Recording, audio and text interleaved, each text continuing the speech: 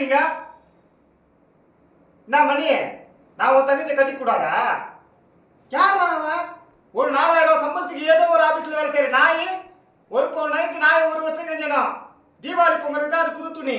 ஒரு வண்டி குற்றத்துல உன் தங்கச்சி வாழ்க்கையில் கஷ்டப்படுறத பார்க்க சொல்றியா? டேய், என்னை பத்தி உனக்கு தெரியாது. உன் தங்கச்சி எப்படி வச்சுக்கணும் உனக்கு தெரியாது. உங்க அம்மா அழலாம், உங்க அப்பா அழலாம், நீ அழலாமாடா நீ? எனக்கு வருத்தம்பா, எனக்கு ரொம்ப வருத்தம்பா.